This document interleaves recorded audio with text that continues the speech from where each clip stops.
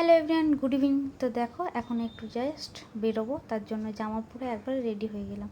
তো এখন চুলটা বাঁধতে বাকি আছে, তো সেটাই এখন করব। তো দেখো চুলগুলোর অবস্থা করে পুরো একদম খারাপ হয়ে গেছে। পুজো আসলে সামনে, তো কাটতেই হবে। এত বাজে হয়ে গেছে হেয়ারটা, মানে কি বলবো, দেখা যাচ্ছে না, কিন্তু কাজ চালাতে হবে। আর 2 মাস পুজো আছে, তো সে তখনই একবারে কাটবো। তো সিম্পলভাবে একটা জাস্ট ক্যাচার লাগিয়ে দিলাম। তারপরে বিয়ে হয়ে গেলে মেয়েদের যা কাজ থাকে সেটা, তো সিঁদুর পরে টিপ পরে আর একটু হালকা একটু লিপস্টিক লাগিয়ে নিলাম, দিয়ে চলে যাব এখন হচ্ছে রথ দেখতে।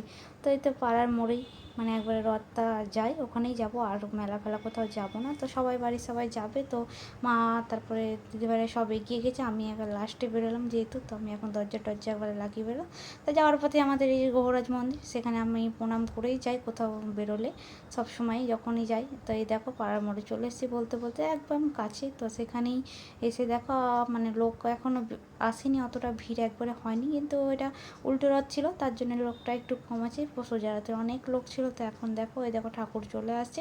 তো তা করতে করতে যে এগুলো কীর্তনগুলো আগে আসছে, মানে যারা হরিনাম করে সেগুলোই আগে প্রথমে আসছে, তারপরে আসবে এক এক করে রথগুলোতে। এই যে এখন কীর্তনের মানে সব সাজিয়ে যারা এসছে ওদেরকে এখন মানে এমনি ধরো সবাই একটু দক্ষিণা দিয়ে মানে প্রণাম করে নিচ্ছিল। আর এই যে হরে কৃষ্ণ সব কীর্তনগুলো হচ্ছিল।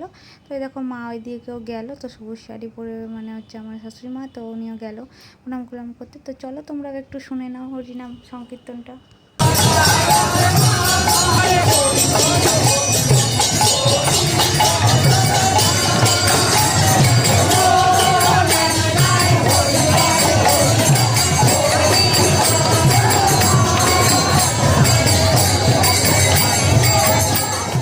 করে হরিনামগুলো পার করার পরে এই দেখো জগন্নাথের রথ চলে আসলো। তো এক এক করে 3টে রথ এসছে। তো প্রথম রথটাও এসেছিলো, তো এটা হচ্ছে সেকেন্ড রথ। এরপরে তৃতীয় রথ আসবে। তো সেখানে একটু করে সবাইকে প্রসাদ দিচ্ছিলো জগন্নাথের।